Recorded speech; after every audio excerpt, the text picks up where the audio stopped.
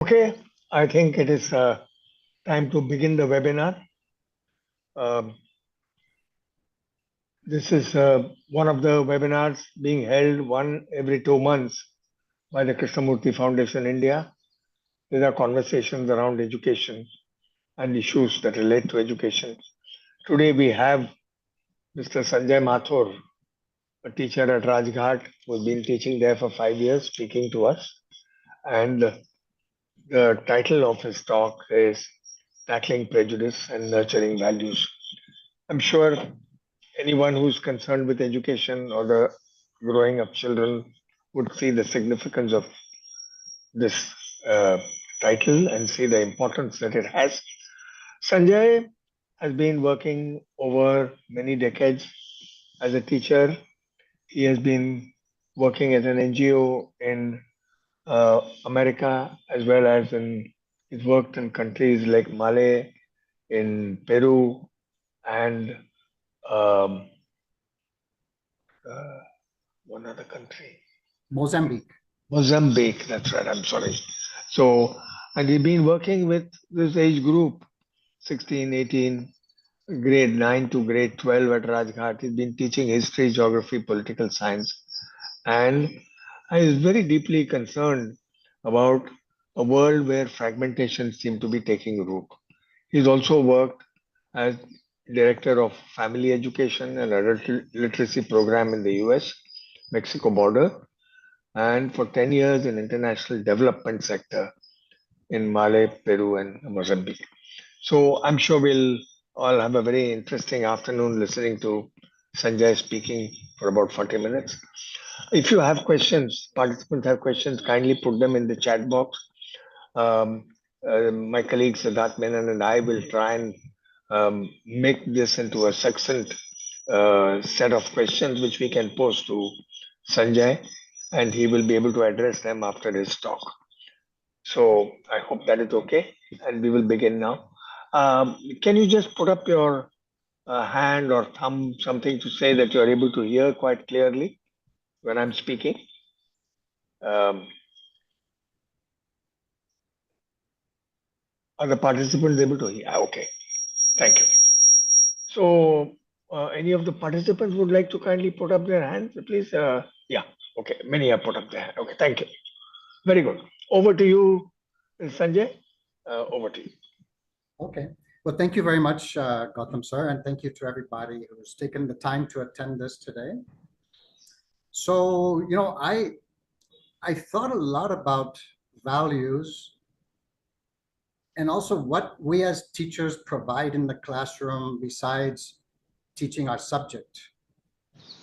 I think if we all remember important teachers in our lives, it wasn't that they just taught us about mathematics or history per se, or the English language, physics, what have you. There must have been something else why we remember them. Maybe it was their approach with us, their humanity. Maybe it was something about how they led their own lives, some sacrifice they had made. Something that we get from our teachers that helps us think about broader meaning in life, what life is all about. That's kind of what I mean in a way about values. I don't want to box it in as something simply like principles to live our life by. What is it that provides meaning in our lives, purpose in our lives, and let's say also makes for a more harmonious society? Okay, so I am going to present this a little bit as an inquiry, because what happens is when you think about something and then you write something out as an article, what have you, you start thinking about it in a certain way. And maybe I haven't thought about it in the best way. So I'm going to present to you sort of my thoughts on it. And they're somewhat rounded out, but they're not, I don't have all the answers. And I don't have a complete perspective. So if in our dialogue later, our discussion later, you are able to broaden the perspective or give other suggestions, it can make for a very rich discussion. I'm going to begin by presenting screen and sort of framing this whole thing and my thoughts on the subject. Okay. That said, I'm going to share screen now. Let's see if I can do this successfully.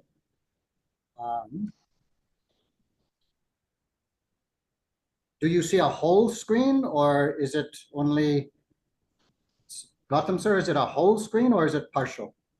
No, we are seeing the whole screen, but we are also seeing the side. I think you need to do what you did last time to make it a full screen. That will help us all see it better. Now? Now it's fine. Perfect. Go ahead, Sanjay.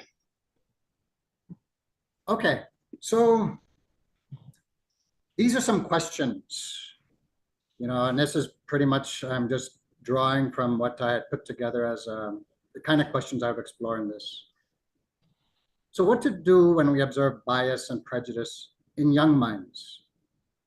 When behaviors seem to show children are not flowering in goodness, which is a phrase we use in Krishnamurti schools as sort of a general desired outcome and purpose that we have. What to do when it can seem like values are neither taught nor caught. Sometimes we like to say values cannot be taught, they can only be caught, meaning by our example. What to do when academic learning for exam passing, in other words, delivering the textbook, seems to bypass entirely the holistic development that a school like ours, yours, even non-K schools stand for. One thing we have in our school is also this idea of the preservation of nature, which Krishnamurti had a very strong and passionate feeling about. Besides the preservation of nature, should schools stand for certain human values such as the removal of prejudice and the ending of violence?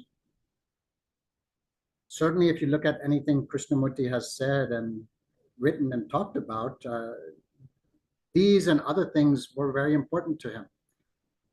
On the other hand, he himself was a critic of values-based education. He was probably more inclined that we as teachers establish conditions or an environment that is conducive to nurturing values. So how to nurture values and not impose values as a form of political correctness, which people usually rebel against, even while they silently swallow it in the classroom. That's not what we want. We want them to be values of the heart. All right, so I'm taking part of my thoughts and framing this talk from a session given by Dr. Radhika Hertzberger. She's with the Krishnamurti School, Rishi Valley.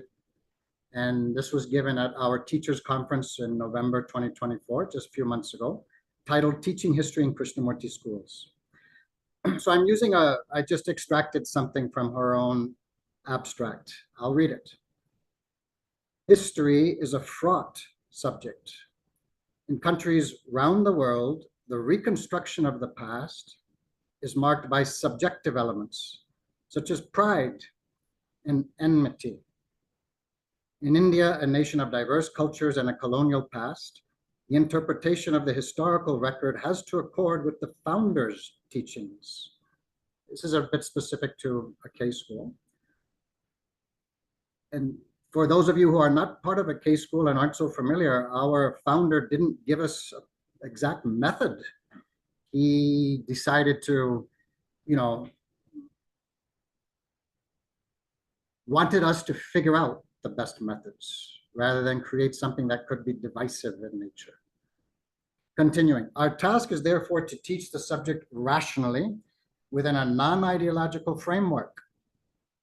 Issues of divisive identities in particular, which Krishnaji so often addressed, should be explored in depth, so students are led to an understanding that illuminates events of the past, but also current realities. In other words, we don't avoid it. We should investigate it. We should question it. The classroom should be a safe space for any type of inquiry. You have to get teachers to also have a certain comfort level. Allow us to go into it. This is what our purpose is as teachers. So this, I mean, speaking for myself, but I gather for many of us, It's a difficult task. See, we all have certain biases. Maybe that's a certain starting point. I have certain biases. Everyone on this call has certain biases. Those biases have come from somewhere. Now, if we're going to talk about perceiving the truth of a matter, we have to get beyond our biases or our prejudice. In her talk, Dr. Hertzberger pretty much said, doesn't the removal of prejudice require more than knowledge? Doesn't it require getting to the thought feeling level? Right? It's not, I mean, if it's just knowledge, you ask kids to, you give them some other information and their prejudices are like removed. That's it. Well, it certainly doesn't explain politics in any country. You know, a new government comes to power, we don't all change our minds just to take us as adults. But in other words, these prejudices are deep-rooted. Biases are deep-rooted. Conditioning is deep-rooted. How to get to the thought-feeling level, to the tissue level, right? Which was a phrase used in her talk, as though some psychological vitamin is needed.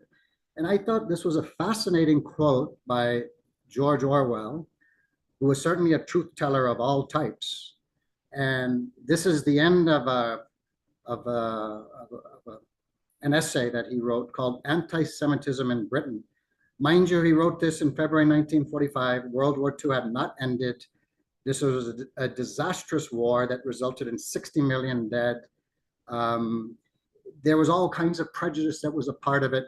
Out of the 60 million, 10%, 6 million were Jews who died in concentration camps throughout Germany and Eastern Europe. So it really made humanity also take account. Whence do such prejudices come into play?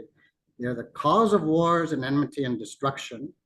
How can we mitigate them?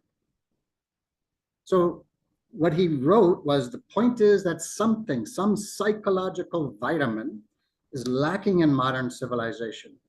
And as a result, we are all more or less subject to this lunacy of believing that whole races or nations, I might add, or religions, are mysteriously good or mysteriously evil. I defy any modern intellectual to look closely and honestly into his own mind without coming upon nationalistic loyalties and hatreds of one kind or another.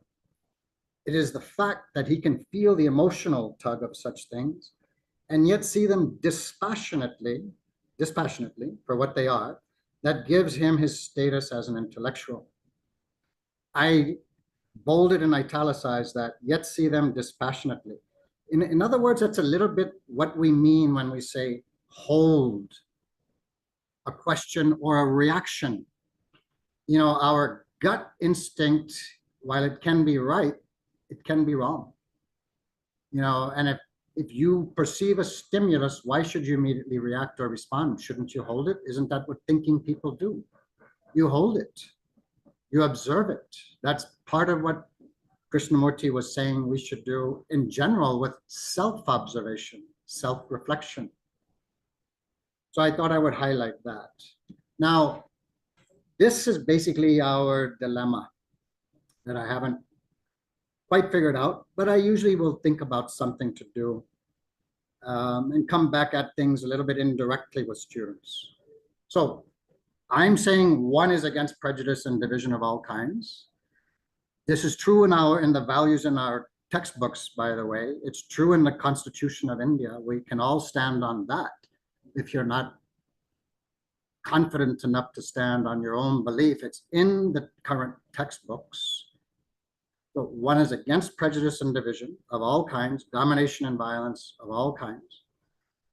I've said this, you know, I mean, I think for us as K-school teachers, one is for a right relationship to ourselves, to others, and to nature. This implies observation and awareness, sensitivity and intelligence, understanding and compassion. Part of what we stand for. Now, teaching values runs the risk of imposing them. You impose values, you create division, action, reaction. And if you're just going to teach it as a value to be absorbed, you're having people memorize rather than reflect or deal with or entertain in a scenario when such a value is really challenged. When is violence, if ever, justified? That's something we always talk about in a history class, or in an English class or in other classes. Or in a CTP culture class. You have to engage with it, get the children to think about it a bit rather than just swallow it, right? That's it means it's not really something that they believe. They just memorized it so they can give it back to you on an exam or if you ask them. Also, if you teach values, then it's always going to be the question of whose values. Now, nurturing values, on the other hand, which I think is what we're trying to do, it implies creating an environment or conditions for a child to learn. If you want to create sensitivity, it might mean caring for a plant, caring for nature, etc. Or you can have a dialogue that is free of judgment, free of judgment. In other words, if prejudice comes out, a teacher, instead of reacting in horror, should remain a bit stoic. Let's talk about it, right? If you react in horror because you think the child shouldn't have such prejudice, your reaction is not going to help that. It's going to push it underground. It's going to make the child feel that he's disappointed the teacher. If, on the other hand, you allow yourself to be a bit stoic, not react in an emotional way, you can talk about it. And the child can look at his own words that he said or his own belief, his own emotions. Anyway, this is an opportunity for teachers, and I also put up, I wonder if it's our duty, because I'm worried about diminishing values in the world. I'm worried that politics has invaded the space of education and of religion and of family and our family values. Media, politics, journalism, society at large. What is happening to one's values worldwide? So it's an opportunity, but maybe it's also a bit of a duty. And my own schools, the K schools, or my own school that I can speak for, I wonder if we need to look at our class teacher period culture classes and strengthen them so that we take this topic on time to time. So is our role merely to transmit information and write answers to pass an exam? What added value does a teacher bring? These are things teachers should think about. Beyond our subjects, isn't it our duty to nurture humane values? To list a few: sensitivity, kindness, learning from others. Not only in junior school. Maybe junior school, it's easier. It doesn't mean that we should give up. Preformed opinions and hardened stances towards the world and thinking only of yourself in an egotistic way certainly forms in senior school, unless we do something about it. Self-reflection, peace. Beyond diversity in the classroom, doesn't this require real, authentic, and non-judgmental discussion and dialogue? What safer space than the classroom? And of course, the other thing is, are we teachers, we administrators competent enough, comfortable enough to hold this type of conversation? Okay, I'm now going to focus a little bit on my class 9 this past year. And I promised some practical examples. I'll give you some practical examples. First, I want to tell you, so I was teaching class 9 in a CBSE school using NCRT textbooks. Civics book, I think I forget the name of it, like Politics 1 or Civics 1, I can't remember. Contemporary, something, history. Anyway, these are roughly the topics by the months of the year in which I covered them. April, what is democracy? We then go home for May and June. We come back in July. French Revolution. Obviously, I did what is democracy in April because we had a big election in April and May. And I gave the children some summer homework related to following the election, understanding election results in their constituency and the nation at large. July, they come back, French Revolution. August, socialism in Europe and the Russian Revolution. They're learning, again, justice, fraternity, equality, liberty. They're learning about socialism, social and economic equality, something that also inspired founders of our own constitution. September, constitutional design and electoral politics. October, Nazism and the rise of Hitler. These textbooks, by the way, were done under a UPA government in 2006, 2007. I have only the utmost respect for the authors of the textbooks, and it's really a committee of people that decided what to go in these textbooks, and they're rather well done.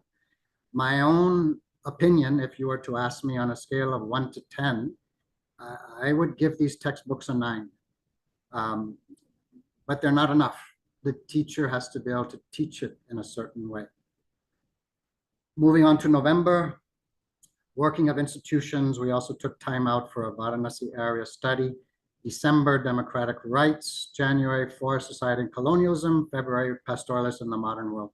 Those chapters are short and they're not so great. Otherwise, it's quite good and deserves a 9 out of 10.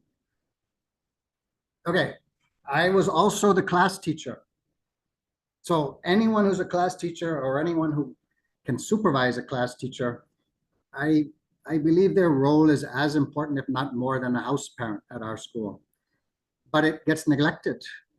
And I don't think there's enough attention to what a class teacher can do. And this was maybe my 4th year being a class teacher. And finally, I think I did it better than my other years.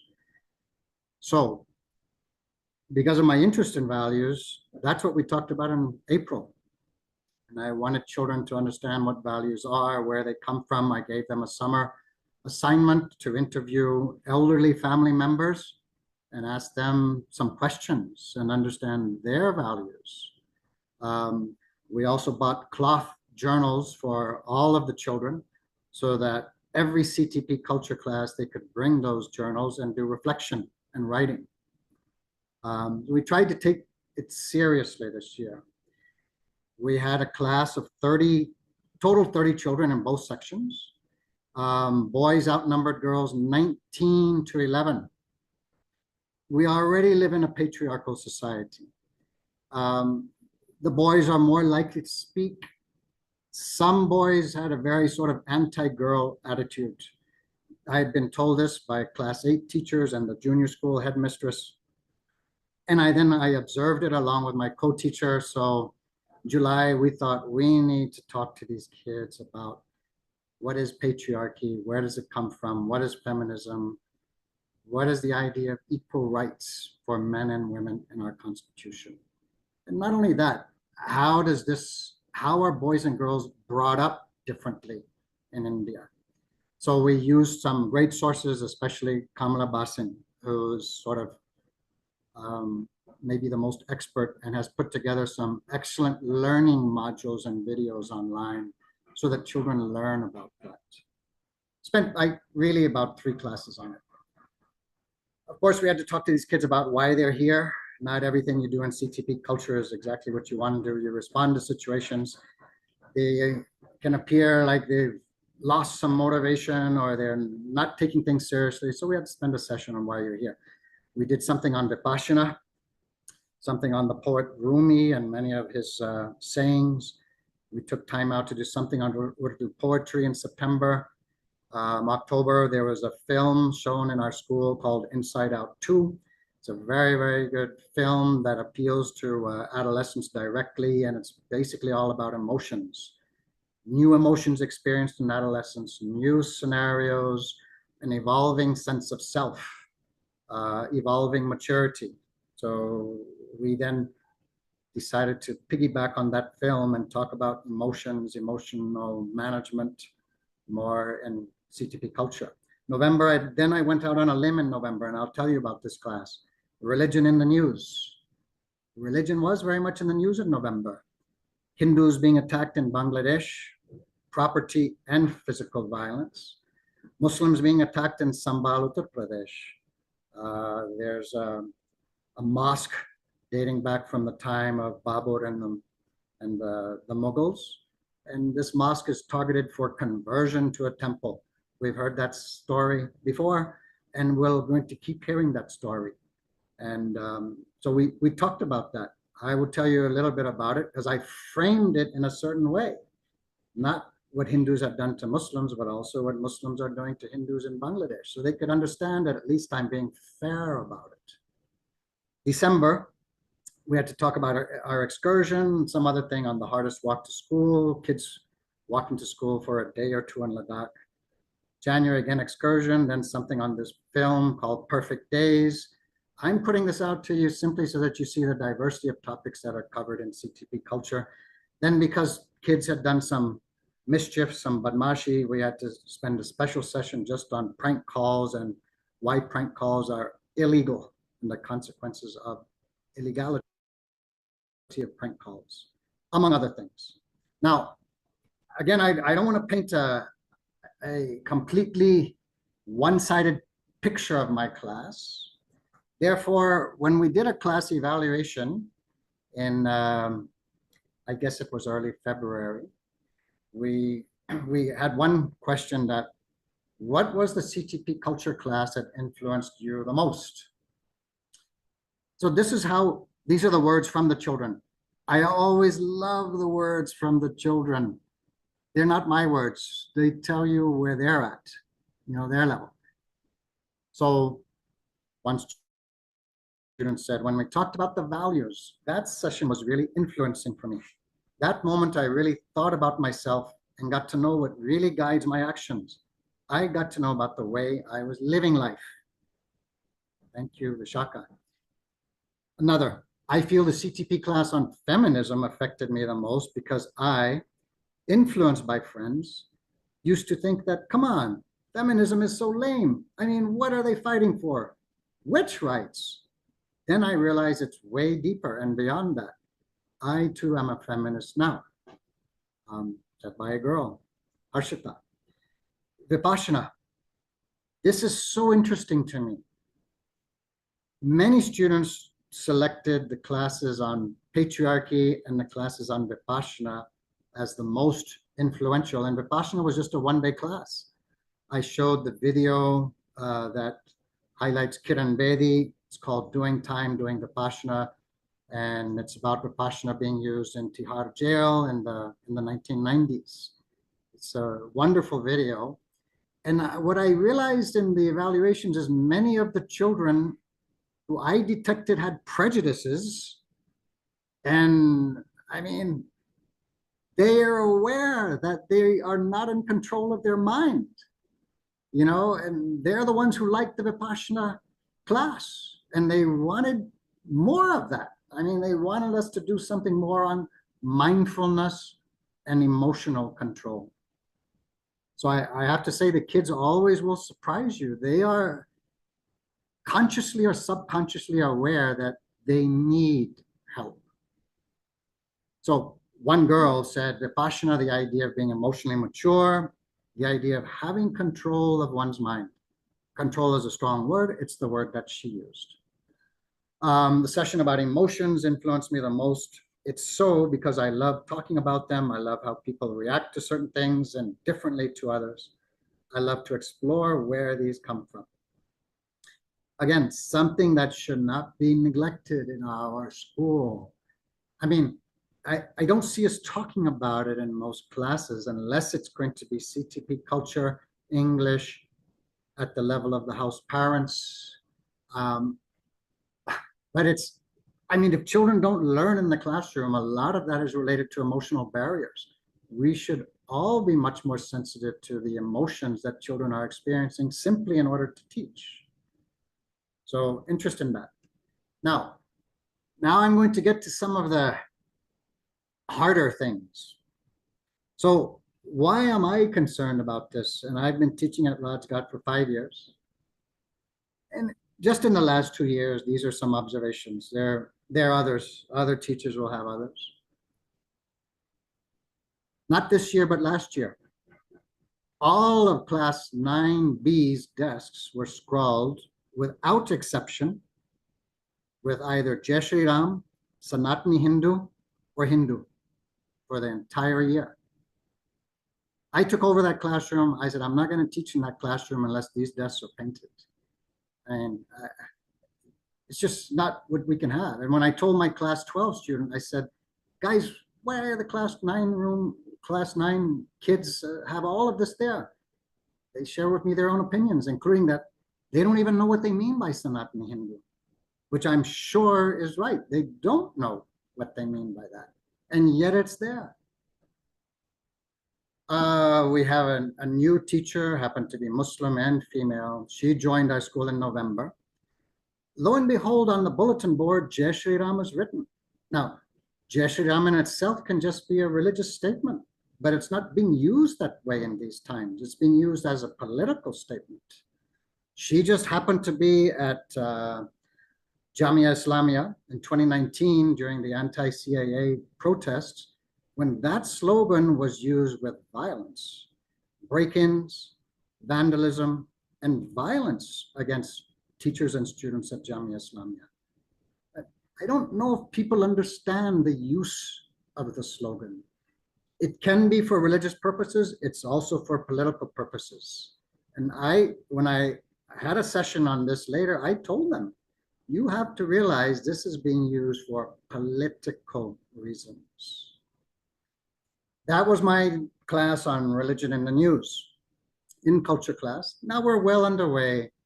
You know, the other thing I think, if we're ever going to talk to students about all of this, we don't need to come on too hard. By November, I know the students rather well. They have a certain comfort level with me. They probably can even figure out Sir really believes in some things, but he doesn't believe in other things. Sir is okay on this. He still listens to us. He never breaks any relationship with us. He's got a nice class. He makes me think. I don't exactly agree with everything, but Sir is fair. Okay. I mean, that's basically what I think any teacher's hoping that the students perceive in their manner. So this discussion on religion in the news and culture at class 9, and again, as I mentioned before, now we're looking at what's happening to Hindus in Bangladesh. I used, I think, a video that Shekhar Gupta has. Then we look at what's happening in Sambal, Uttar Pradesh. I used a video from, I think it was the Quint or Mint. And I use these videos, not the entire video, but for certain reasons. You know, well, the back row, when they heard that the large group of people that were going to, quote unquote, survey the mosque in Sambal, UP. I mean, survey the mosque is a nice way of putting it. They were there to do something else, to make that mosque into a temple. So as soon as the kids heard that the crowd shouted Jai Shri Ram, I mean, I said that, the entire back row erupts, Jai Shri Ram, like that. And I was even a little bit surprised. I thought it was an echo in the classroom, but no, they were emotionally into it. I had just showed what was happening to Hindus as a minority in Bangladesh. That they didn't capture, evidently. I had just had a slide where I told them how we are supposed to engage in these discussions in a sensitive and respectful way, be ready to learn new things, open up our perspective. Doesn't matter. This is that thought, feeling, that tissue level. Jai Shri Ram, automatic response. Jai Shri Ram, not knowing what it is that you're really talking about. In the same discussion and talking about how to keep communal harmony, one boy said, final solution, sir. I mean, I grant that he probably just wanted to be funny with his friends, make them laugh, be one of the group, especially being new to school. So I can understand some of the dynamics. But at that point, I said, look, that's not something we say in a topic as serious as this. And after the class, I talked to him individually and I said, look, my co-teacher was not here today. My co-teacher is Muslim. Would you have said that had my co-teacher been here today? No, sir. was his immediate response. And he apologized to me. But I mean, what allows you to just say that? Final solution, I think if you don't recall, and see, we had just studied this that month in history and Hitler and the rise of Nazism. Final solution is the euphemism used by the Nazis to exterminate all of the Jewish people. Now, what business do you have saying that when we're talking about a clash between Hindus and Muslims around a mosque? I mean, the implications are not good to think about. All right. So just stopping, and I know if I spent too much time on this slide, you'd be able to brainstorm where prejudice comes from. I'm talking particularly about some social and political opinions. So yes, what's in the news, if they even follow the news? What's in the newspapers in the hostel, if they even read the newspapers, or some will read the newspapers and then they'll talk about it and others are involved. In our hostels, we have the Hindu, we have, I think, Express News also. Kids are at home for 3 months of the year.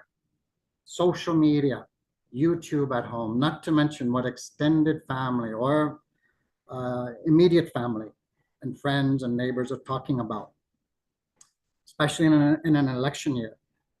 What politicians drum up and serve for us to consume.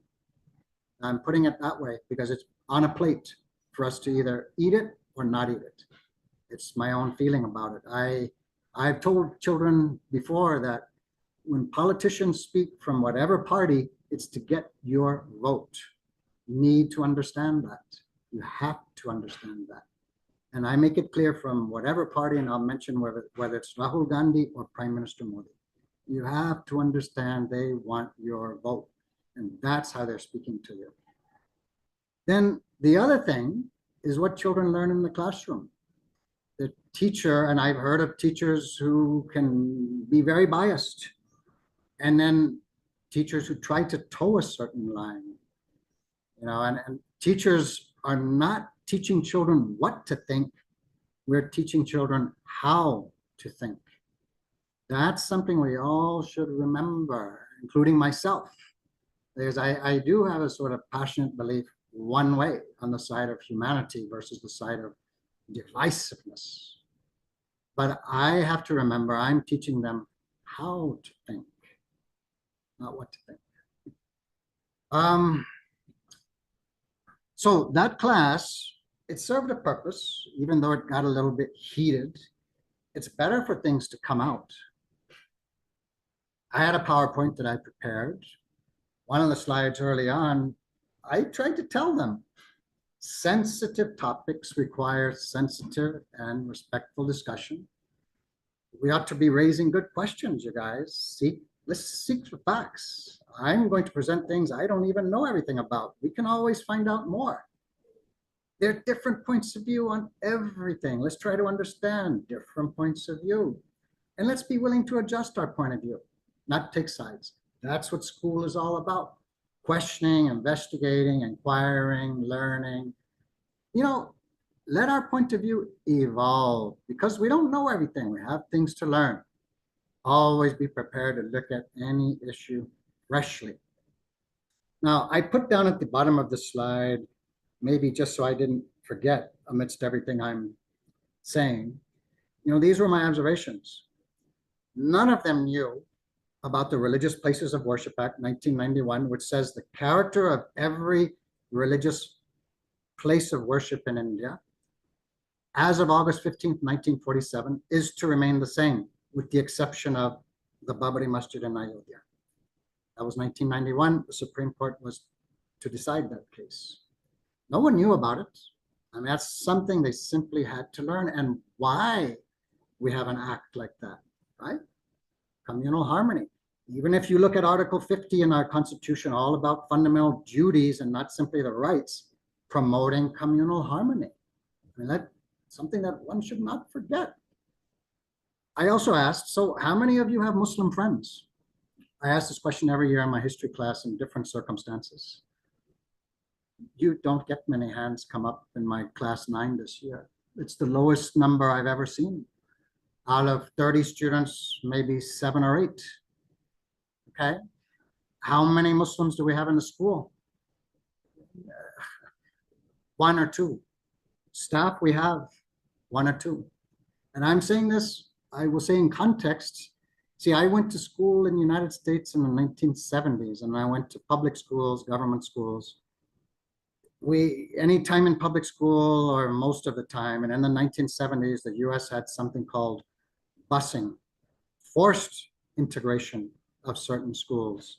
So the blacks were bused from their neighborhoods to other schools so that they could be integrated and mixed. And there's a value in that.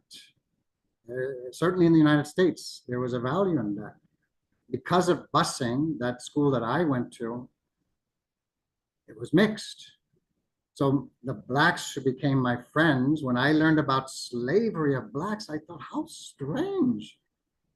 Why in the world would someone ever have made slaves out of people like my friends simply because of their color? That doesn't make any sense at all. I mean, once you see the person as a person, all of these other things that society does to people look unfair and unjust. We have to see them as people first.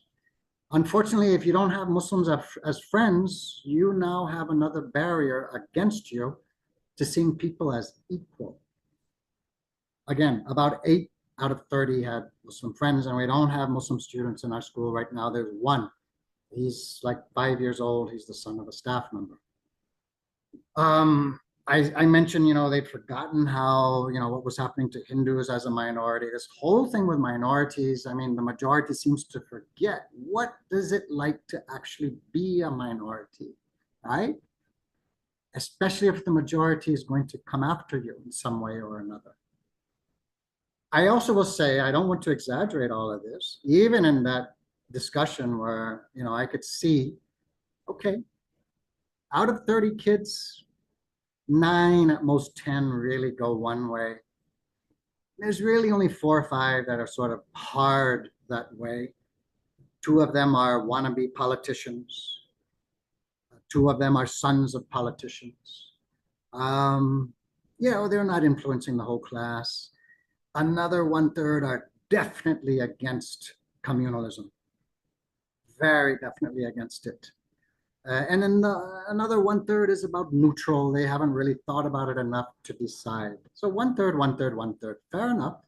I mean, in other words, you should never feel that you've lost the whole class just because the most vocal people are one way. Because then I could read the faces of the others, including of many of the girls. The faces represented revulsion and disgust at what was being said in the classroom. All right. A couple of other examples with this class of mine, and really it winds up being individual students. April 2024, before they go off on summer break, because we've taken What is Democracy and the civics chapter, I mentioned about the election model code of conduct. Let's understand what that is. I showed it to them on a screen. We talked about what it meant. Now, I will say this was the time that the Prime Minister made a speech in Rajasthan which said, certain people by their clothes. They are infiltrators, and they will take away your Mangalsutras. This is what was said. I found a particular video by Quint that had a good selection of the speech. In other words, the kids don't need to listen to me. I will let the Prime Minister speak for himself.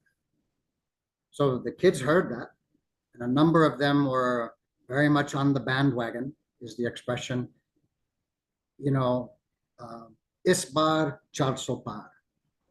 That's the bandwagon that was riding in April. And when I played for them that speech and then ended it, there was silence. I think every single child knew there was something wrong with that speech. One child said to another in Hindi, "Ye galat hai." This is wrong.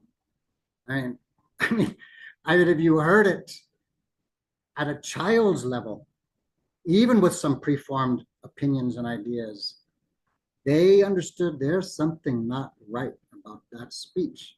Certainly if you framed it in context of the election model code of conduct. We've had some epithets thrown around, calling one boy Khalistani, initiating a fight in the hostel, the new teacher being called a Pakistani, etc. I mean, the kind of things that are said in hostels. Certain students who want to be politicians, when I ask them why, they say, Hindutva, sir. Okay. Why? What do you want to do? I want to change the constitution. Really? Why do you want to change the constitution? I mean, 13, 14 years old? You're telling me you want to change the constitution. Why? They're not really able to explain why. They just have absorbed certain things at this tender age of 13. You want to change a constitution that the best minds in independent India put together in 3 long years. You know, a constitution that has served this country well. You only need to look at neighboring countries to know how their constitution did not serve them, but ours has served us very well. Yeah. Anyway, I don't go all that way. I try to maintain my balance, and I'll just say why. Why? I'm not able to tell me because I know we're going to be teaching and learning about it. That's the other thing. I don't need to win every battle because we have a year's worth to talk about it. So we're going to come back at this little by little. Or, you know, a boy coming up and telling me, right after the penultimate class on Nazism, sir, there are people in the hostel who say Hitler was a great leader. I think we should have a debate on it, sir. I'm glad he told me. I thank him for that. And I'll tell you a little bit about that debate. In our Varanasi area study, we have a mazar with a dargah right on the other side of our wall on the athletic field. So, you know, we wanted to take some kids there. There's kids that won't step over there, won't go down the path over there. We had assigned some children to a particular group. Mine was religion in Sarai Mohana, the name of that village.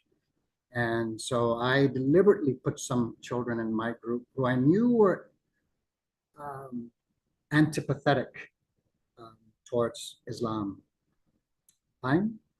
Again, knowledge, taught them a little bit about it. I had some class 12 kids help teach them about Islam since they knew about it. We went over there, you know, they don't want to ask any questions, not like at the temple. They don't want to sit anywhere. They only want to stand. They want to stand in a corner. Well, you've shown me by your behavior what, you know, your comfort level is, what your acceptance level is. Anyway, now, teaching about Hitler and Nazi Germany, it's so valuable. I mean, of all of the chapters, including French Revolution or Russian Revolution, I mean, in the history chapters this year, certainly Hitler and Nazi Germany. And this is not India specific. Everyone in the world should learn and never forget some of the things that happened in a country with many educated people, a lot of culture, no experience of democracy, however, and the kind of things that were allowed to happen. We don't have a lot of time, but I met with these kids 4 days a week, 40 minutes each class. I could dedicate it all to Hitler and Nazism for 3 weeks. It was about 12 classes or so, maybe 13. So what the textbook will tell you is, you know, Germany after World War I, the Versailles Treaty, which was seen as very unfair towards Germany, punished Germany for starting the war, which they weren't the only ones who started that war.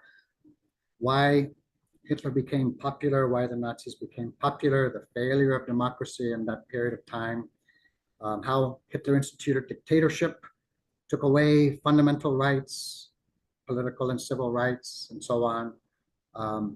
Any form of opposition or protest, how they early on started concentration camps, first went for the communists and the socialists and some Jewish people and so on and so on. Then their aggression also abroad leading up to World War II, etc. Now, we also looked into certain questions. So, I mean, the book isn't going to look into every question, but a teacher has to be able to understand, why are we studying this? The lesson is not simply that Hitler and the Nazis killed 6 million Jews. I mean, that's not the lesson. The lesson is why?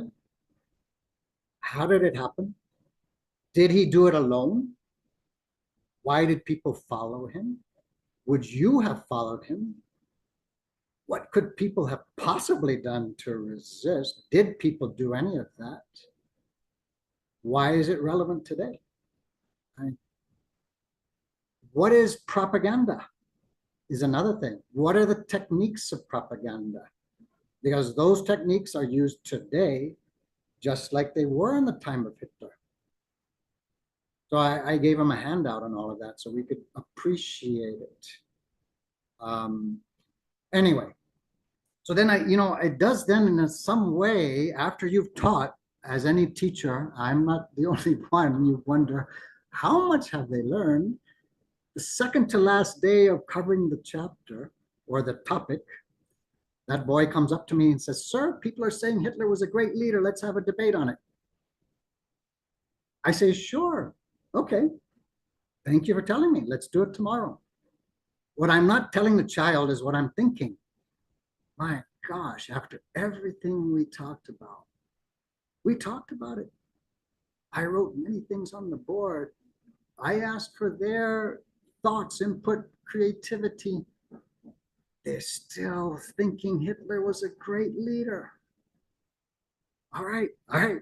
Let me think about how we're going to do this debate. So I then wrote on the board, okay, guys, here's our proposition. Hitler was a great leader. Okay?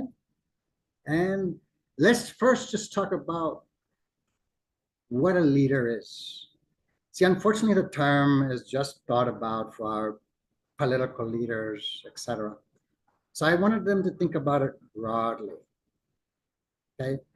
Politics, military, government, but also their business leaders, their sports leaders, leaders in the entertainment industry, education, our principal, leader of the school, directors, leaders of the school.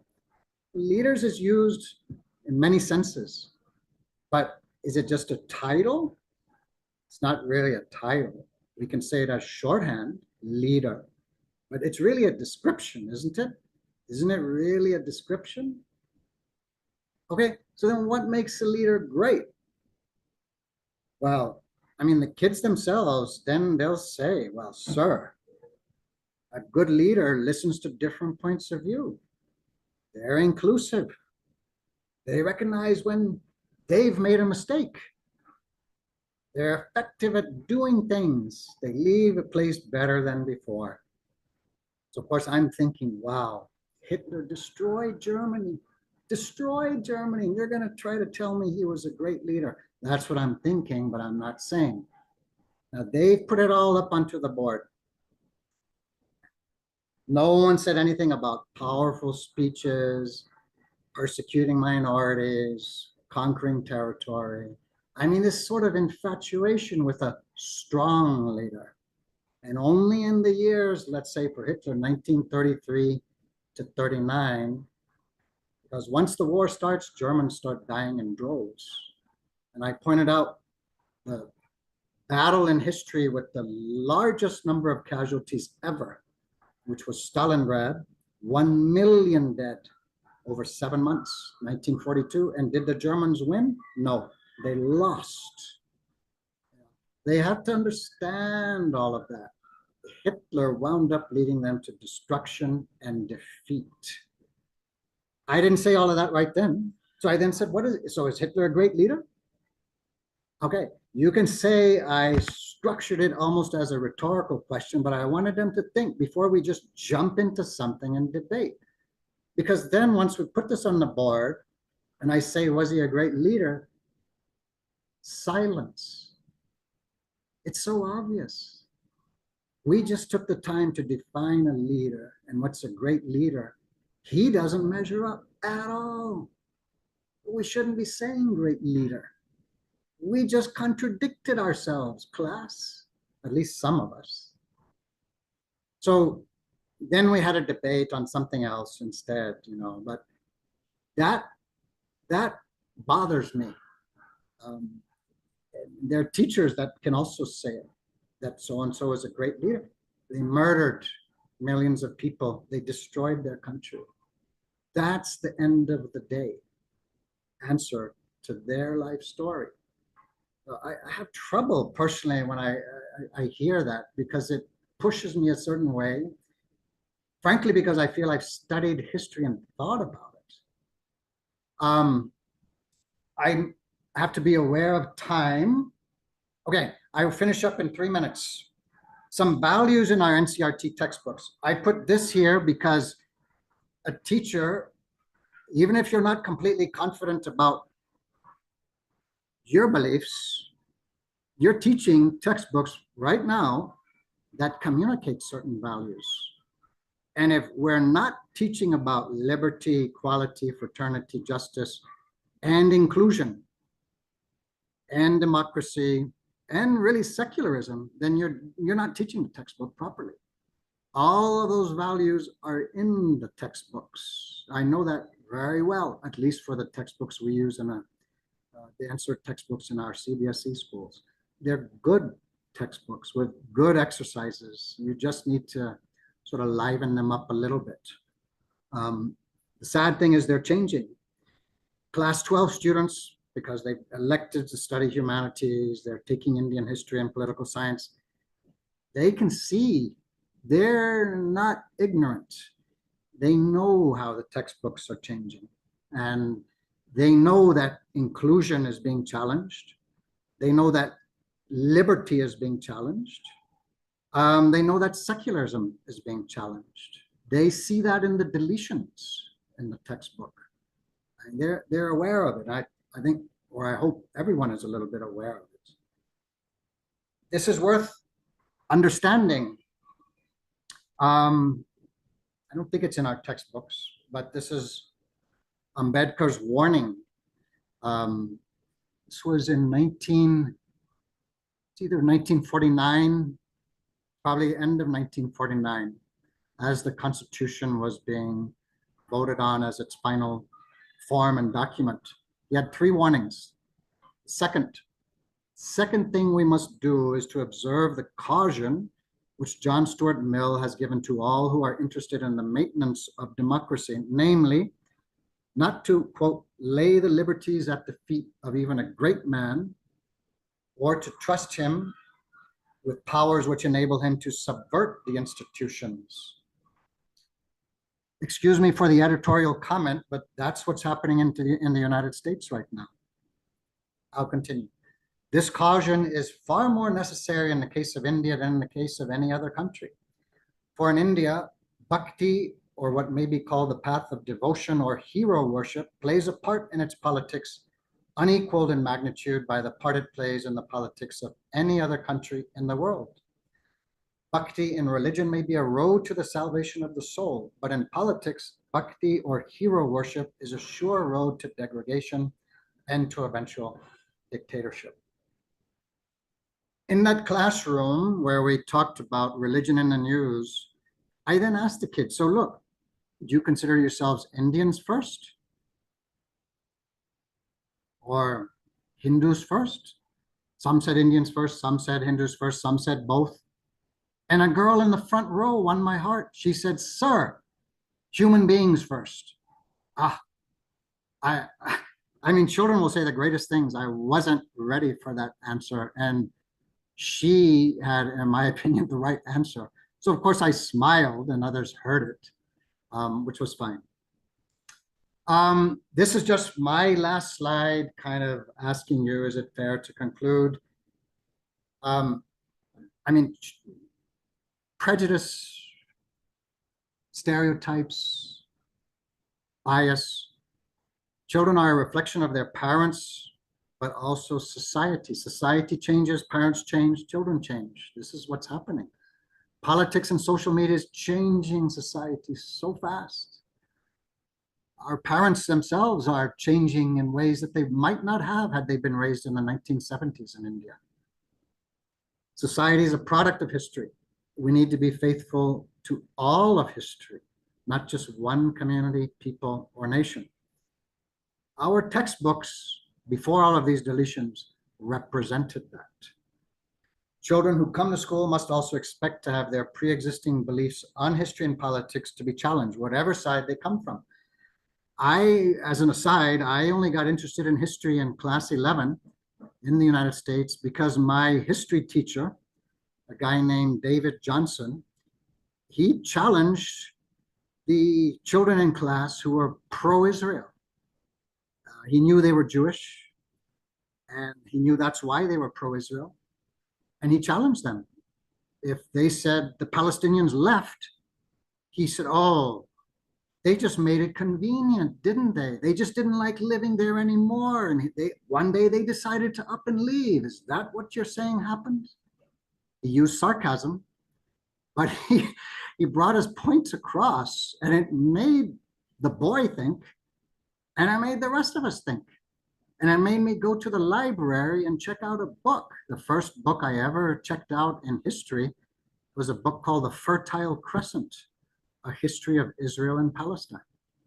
So something has to happen with the teacher. We have to be careful we don't offend sentiments, but we cannot allow prejudice in the classroom to go unchallenged. That's my sense of it. My own sense of learning history is that, you know, if you learn history, you should face yourself. If you learn about Hitler and the Nazis, then you should face yourself and your own prejudices. We all should ask the question, can it happen here? Anyway, that's kind of the end of my presentation. So I'll stop share. And that's all I have, Gautam sir. Thank you, Sanjay. Thank you for a very, very, very riveting conversation on prejudice, on teaching, on justice, on meaning of the word democracy, and so many facets. There are a few questions I see. One of them is being bias free is perhaps not realistic, especially when our history has been full of discriminations and injustice. Can we not have a pro poor bias, a pro marginalized bias, a pro human rights bias, a pro equity bias? Are we not required to take sides when we talk of values that are humane and humanist? I think this connects to the end of the talk that you just gave. So maybe you'd like to pick that on up and say something more about that. Yeah. I agree with the person who's given that question. I have absorbed certain values that guide my life.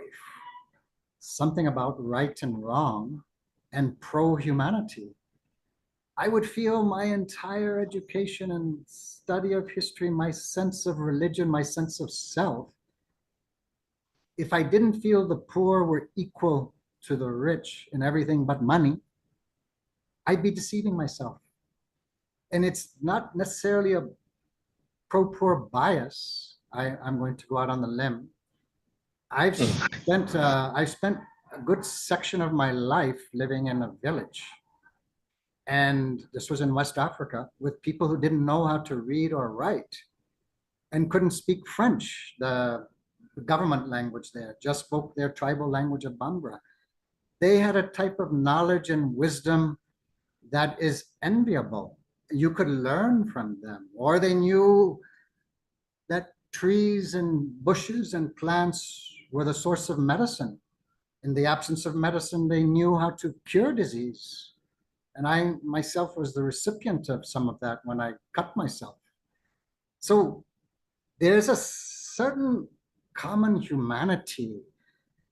Differences exist. Let's understand why the differences exist, but let's understand that we likely have a lot more in common than we do as differences. I mean, that's just my basic thought. I certainly agree with the point of view of the questioner. I don't know, Gautam, you have anything you would like to comment on that?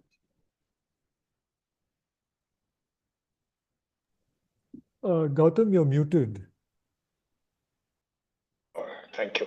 When we try to be completely bias free, is that possible at all? And is this also, is somebody might call this a bias? They may call this a kind of a prejudice. That is, I think, the kind of distinction the questioner is making. And I think you picked it up and said, yeah, maybe one needs to kind of stand on some ground. And if this is the ground of fairness, this is the ground of what one thinks is just, where you're not differentiating between people because of their economic status or their color, then you need to stand on that ground. But I have a different question, Sanjay. The question was, in your presentation, you were speaking about so many conversations. It was very rich, very lovely to hear. But also, many of these issues, as you yourself pointed out, can be very difficult and very political as well. And how do we shape a conversation like this? And you said you had, and you were sharing your own inner position as it was coming, but you had to withhold that. You had to restrain that to allow for the conversation to happen naturally as an exploration. Because I might have thought about a question more, I might have taken a position, but still, when a conversation is happening with children and to enable their thinking, we can't crowd it with the views of the teacher or the opinions of the teacher. So, what is the kind of uh, I mean, preparation? What is the kind of value? What is the kind of training that a teacher needs to be able to do this? Because it's all too easy to somehow or the other communicate with great enthusiasm my point of view, and without knowing it, I become the holder of a position, and that position kind of colors the atmosphere of the classroom. So go on, please. I don't know if my question was very clear, Yeah, but this is a yeah. dilemma I think of us So as in teachers. okay. So in our school, see, my own reading of Krishnamurti gives me a certain level of confidence that I'm not going against the wishes of the founder. Then I have the textbooks to stand on. As as that questioner said, pro poor, pro justice, certainly that's what our Constitution is all about, and the evolution of our Constitution, public interest litigation, and so on. Many examples. Now, teachers, I I I I think teachers are a little bit afraid because we don't want to incur the wrath of parents, um, and so on, and or the wrath of a school administrator. And see, the best thing to do if you're afraid is to do nothing at all. Just ignore it and let it go by, because after all, you're just teaching the textbook. That's the easy way out.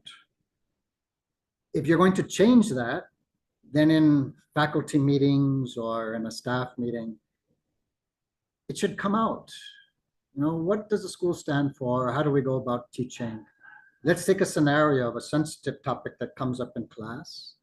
How should we go about it in accordance with the sort of standing of the school? A teacher who is afraid then should know, oh, so this is how the school expects me to handle it. And it's like I said in my presentation, and I firmly believe, I'm not there to tell the children what to think. I'm there to to help the children think how to think. And see, if you really believe in the heart of humanity, then you must believe that they're young enough. Prejudice could not be that deep rooted in them. Give them a chance. You've got them for 9 months. They'll eventually see the light. And if not in this year, next year. So some of my kids, actually, I know progress, that my judgment is progress that they made, learning, awareness, some new facts, some other ways of looking at things. And then I know some teachers that are going to continue with them next year. And I know someone who's living in a hostel that I want to mention this. Can I say one other thing, Gautam, sir? So Please go on. Please go on. this is a thought. See, when you observe the children like we have the ability to do in a residential school, you see these same children that have prejudices often have anger issues. And the anger has nothing to do with politics. Their politics is a reflection of anger. So I have another teacher who lives in the hostel, and he then told me, well, this boy, he was bullied so much at another school. It's almost as if bully or get bullied is the way he came to our school. And he's a little bit aware of it because he talked to me about it. And he's trying to be better. He's hit other boys in the hostel. But I understand where he's coming from, and he's trying to be better. So then me as the teacher thinks, I'm so glad that you have a relationship with this boy and that you'll be here next year in the hostel with him. Something of us has to rub off on the children. And see, this whole thing about removal of prejudices, and again, in my opinion, in our class, it's 4 or 5 out of 30 kids. That's what, 15, 16% of the class. You didn't acquire the prejudices overnight, and you're not going to remove them overnight. It's a process. And as long as there are teachers who are willing to engage the children on their own terms, see, if you can help that child understand the sources of his anger, and that he doesn't need to be angry for those reasons anymore, if he comes out a little bit of his anger, won't his political views also change? I mean, my hypothesis is that yes. And if you look at people in history, I mean, whether it's Hitler, or I'll go to the other spectrum, Lenin. If you look at whether it's the right or the left, Chairman Mao. Mao was not a violent man to begin with. He was averse to violence, but he learned violence because of repression of communists in China. You look at things in history, you look at people in history, you look at people in psychology or in an English class, characters. If we can help children at baseline be less angry, that itself is working to remove prejudice, because it's all connected. That's my thought. Very, very interesting to hear this strand of thinking. It's also connected to the last bit that you were speaking about. That is not exploration of these things for us to understand ourselves, our own opinions, our own assumptions, our own prejudices. I think the Krishnamurti approach has been to, uh, examine things carefully so we have an understanding of what's happening outside, but also very carefully see how the connections are within us.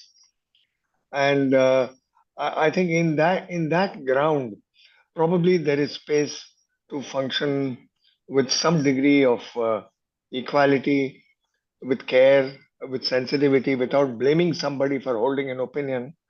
And maybe in that unfolding, that there is a relaxing and one finds some freedom to be free of a very rigidly held position for whatever reason one has picked it up inside.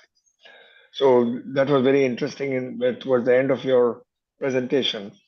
So, um, Siddharth, would you like to add something? And we Uh, can start winding down yeah, this conversation. Yeah. yeah, there was a question I wanted to take further, but before that, there's a question from one of the participants who happens to be a parent of Krishnamurti's school.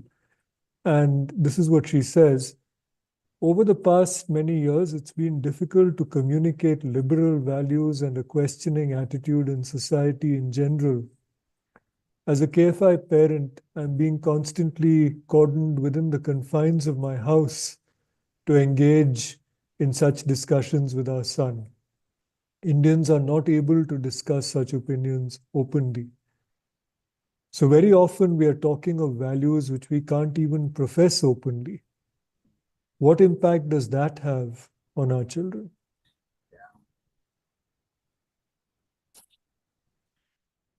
Yeah, Siddhartha or Gautam, if you have a more helpful thought on that than I do, please speak. I think first one has to acknowledge that there's a fact that in most that um, it comes out also out of the uh, comment from the statement from B.R. Ambedkar that you put out for us to understand that there's a tendency to be respectful, to have bhakti, devotion, and this seems to uh, be antithetical to questioning and to opening out and examining. And this is and to take a questioning for examining and understanding doesn't come very easily, and it may be even transcultural. I'm not sure it's only in Indian culture, though we carry the burden of our own big long history. But I think raising a question seems to almost point out to the fact that there is something wrong.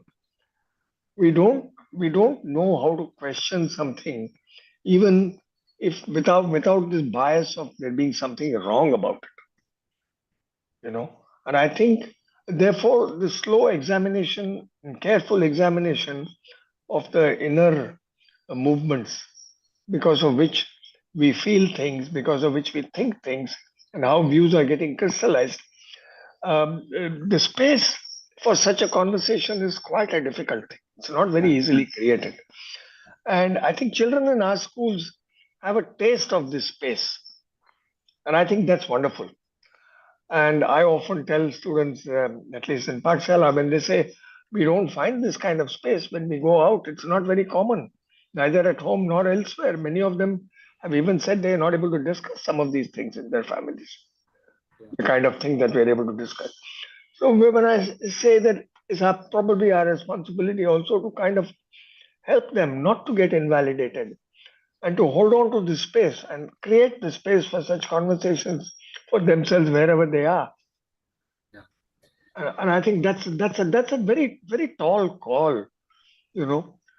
And one sees the kind of uh, feeling with which many parents who want to discuss such things, or many children who would like this open space for discussing such things, for exploring such things, may find that it is not that easily available, and they have to create the space. They have to create the environment for such a conversation. And that's a tall order, yeah.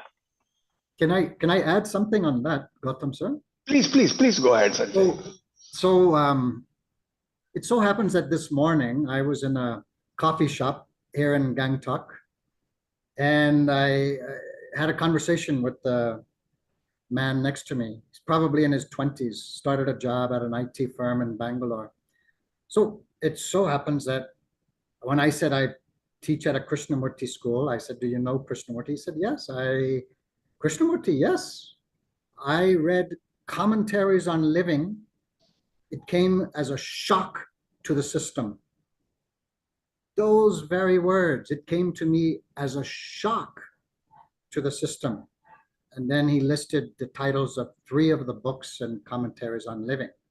So to that parent who posed that question, see, if the child is going to a K school, we need to understand the founder better than we do.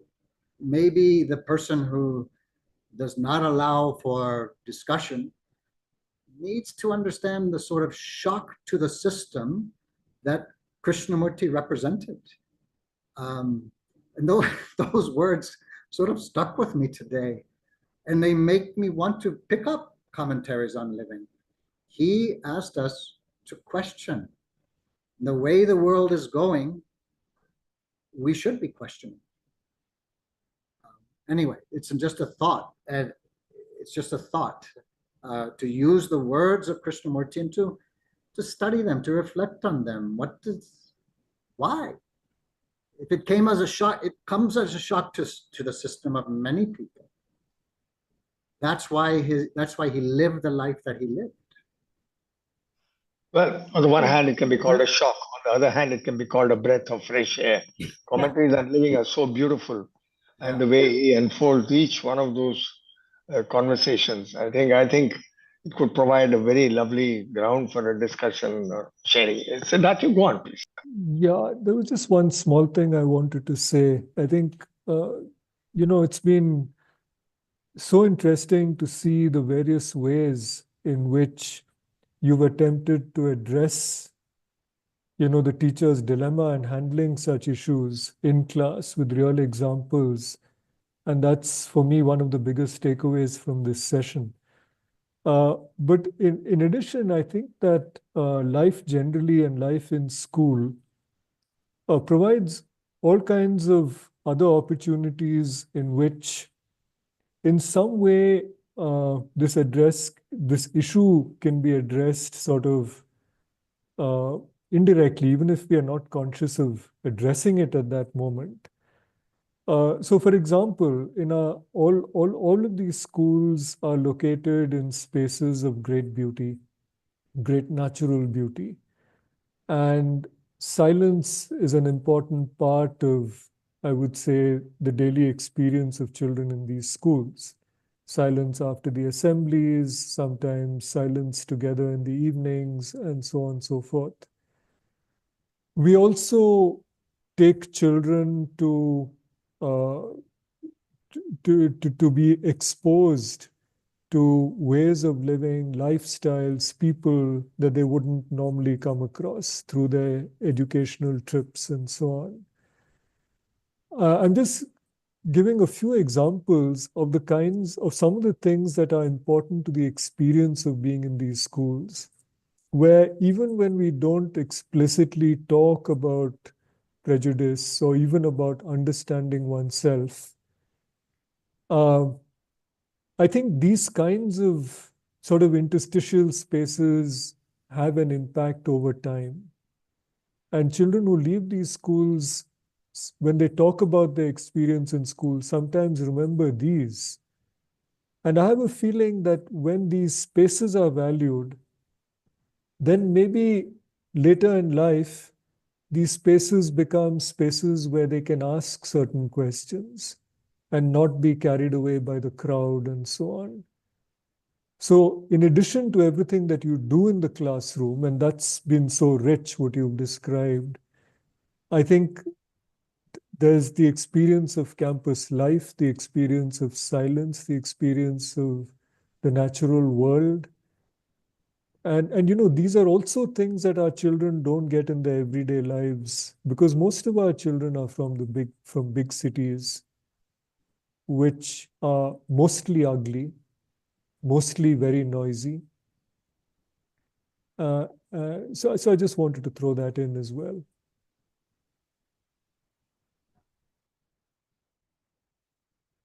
So we are coming to the end of this session. Thank you, Sanjay, for that very rich journey through the various challenges. I think Siddharth put it very well with navigating these questions, the kind of balance with which one has to go, and the clarity that to help children understand, to be able to think deeply into certain questions, to understand the unfolding of the question around Hitler was really fascinating, rather than just quickly uh, look at what kind of a leader he was, to understand the meaning of the word, to explore all that, to create a context where understanding could grow. That was very rich and very wonderful. Thank you. I'm sure the participants would have had a very lovely time listening to you carefully, following this journey, and also probably be left with the wonder of what does it take to be able to enter the arena, to enter the space of such conversations with a sense of being an equal traveler, but yet a more experienced traveler in this realm, and one who also kind of holds justice, a sense of equality is very important, who holds the dignity of human beings is very important. How does one do this? How does one invite the young into such an exploration? I'm sure we are left with that question. Thank you, Sanjay, so much. And I thank all the participants who are still present. I think many of us have kind of wandered away. Thank you. So with that, we'll bring this webinar to a close. Thank you. Thank Thank you. you, Sanjay. Thank you. Thank you, Gautama. Yeah. Thank you, Siddharth.